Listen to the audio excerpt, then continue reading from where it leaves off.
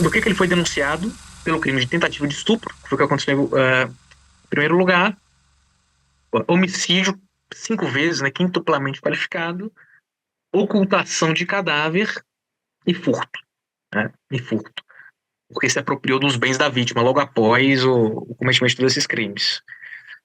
Ele confessa parcialmente esses crimes, né? Ele efetivamente diz que matou, mas o que ele faz efetivamente, em direito nós chamamos de confissão qualificada.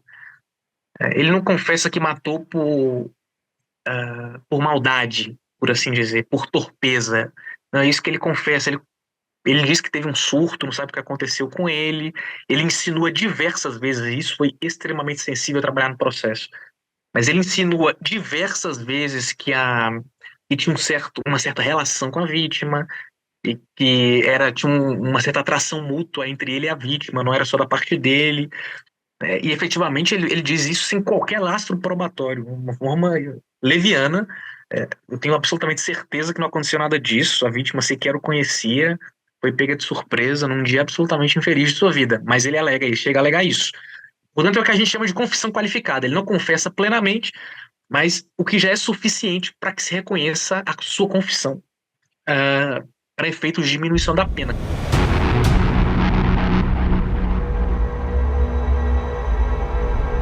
O caso de Geni é bem sui generis, porque ele alega que a primeira vez que eu tive entrevista com ele, ele confessou o crime. Eu falei, pô, o que você fez? Eu matei a Letícia e a Geni. Eu falei, pô, beleza. O que mais que você fez?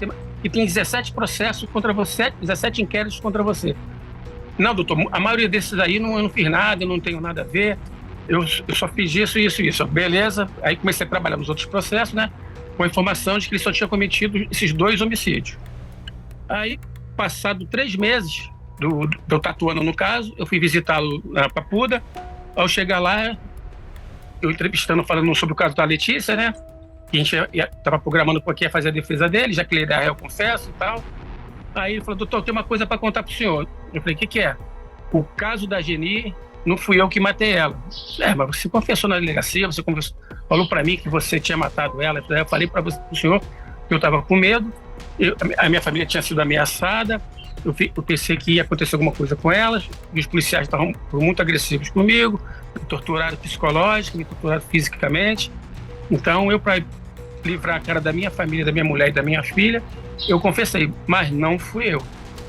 Aí eu falei, tem certeza que você está falando? Tenho, não fui eu. Eu assumi, mas não fui eu.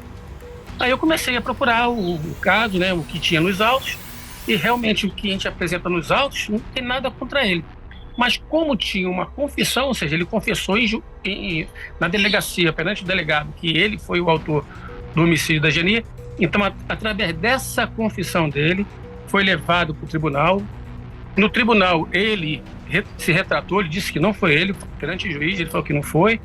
Mas, mesmo assim, durante o julgamento de plenário, tanto o assistente de acusação como o promotor sustentou que ele era o autor do homicídio da Geni, e em função dessa confissão, ou seja, que a confissão dele era verdadeira e que a retratação era mentirosa. E, infelizmente, os jurados assim entenderam, apesar da defesa ter demonstrado que não havia nenhuma prova de que ele estaria no dia e na hora do fato com a Geni, no caso, né? Mas, infelizmente, ele foi condenado. Uma das provas que foi ele foi o exame de corpo de delito, né? Que demonstrou que ele tinha realmente feito o estrangulamento dela. E o principal de tudo, que ele é que apontou aonde estava o corpo da Letícia. Ou seja, só quem cometeu o crime saberia onde estaria o corpo dela. Então, ele foi lá e levou os policiais até o corpo da Letícia. Eu me recordo, e para mim foi bem curioso, algumas peculiaridades desse crime, especialmente da Geni, que eu tive bem envolvida na apuração. Ele ele pega a Geni num ponto de ônibus, ali mata, oculta o corpo, vai em casa, aí ele toma café, deixa o carro e pega uma bicicleta e ele volta para a cidade do Paranoá, onde ele a matou, e foi participar de um churrasco em família. Então ele passou a tarde inteira com familiares, então os familiares não acreditavam que ele teria sido o autor, porque quando a gente consegue dizer a data da morte, eles falam, não, nesse dia ele estava conosco, em um churrasco, e ele passou a tarde inteira em um churrasco acompanhado de familiares, e ninguém percebeu qualquer mudança de comportamento nele. Todas as vezes que eu tive a oportunidade de entrevistá-lo, de conversar com ele, de interrogá-lo por conta do crime, ele é sempre muito tranquilo. Você olha e fica se perguntando como? Absolutamente tranquilo. Ele foi casado 18 anos. A esposa dele não conseguia acreditar que ele fosse essa pessoa que saísse de casa, matasse e voltasse para casa. Então, até que todas as provas fossem reunidas para que ela se convencesse de que ele era o autor, porque ele em casa agia com maior tranquilidade. E outra curiosidade dessas oitivas, ele sempre recomendava a esposa e a filha, que ele tinha uma filha adolescente, elas estavam terminantemente proibidas de pegar transporte alternativo. Ele sabia o que fazia com as mulheres, a quem ele oferecia carona, então em casa ele proibia a esposa e as filhas de pegarem carona em qualquer que fosse o transporte alternativo. Eu sei que ele tinha essa filha e, por acaso, deu inclusive boas referências dele como pai, né? Durante a instrução processual, deu boas referências, estava bastante surpresa com os crimes que ele estava sendo acusado, inclusive ele era primário. Quando esse crime contra a Letícia vem à tona, ele não tem outra condenação criminal contra ele, como você bem relatou, já tinha 41 anos, ele não tinha outra condenação criminal. Agora nós sabemos que já havia praticado outros crimes.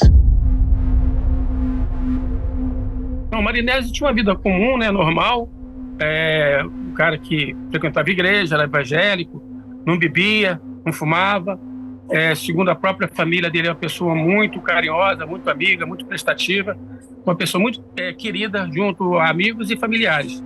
Adora ele, as irmãs, o pai dele, pessoas muito simples, muito humildes, mas muito sinceras, e todo mundo só tece elogios a favor de Marinesi. Bom pai, bom marido e bom filho.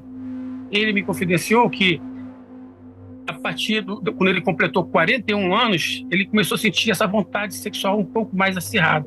Então ele começou a ter alguns casos com algumas mulheres. Na verdade, ele diz que quando ele sente aquele apetite, ele não é satisfeito, né? Ele fica muito fora de si, ele faz coisas que ele, assim, normalmente eu não faria, mas parece que se transforma, né? Então essa transformação dele é uma transformação psicológica, pode ser uma doença patológica, pode ser um distúrbio mental até, não foi feito nenhum exame quanto a isso, mas me parece que ele tem algum distúrbio patológico que, por certo momento, ele perde o senso do certo e errado. E o caso da Letícia era mais um caso que ele estava tentando conseguir. Como ele não conseguiu, né, o intento dele que era ter relações sexuais com ela, e ela houve aquele desespero dela em relação à situação, aconteceu o que ele falou que aconteceu, mas ele se recorda muito pouco por que ele fez, quando foi que ele fez. Ele só lembra que ela gritou, ele desesperou e pegou no pescoço dela. Aí depois ele diz que não lembra o que aconteceu. E onde que você efetivamente matou ela? Naquele local onde estava o corpo? Foi. Foi ali mesmo que você matou? Nós estávamos ali, nós ficamos em cima mesmo, conversando. E depois que vocês tiveram relação, ela vestiu a roupa de novo? Como é que foi? Depois que a gente teve isso, outra vestiu a roupa, a gente estava conversando ali. Aí eu apertei ela e não sei o que estava feito. Quando eu olhei, eu já tinha feito a merda.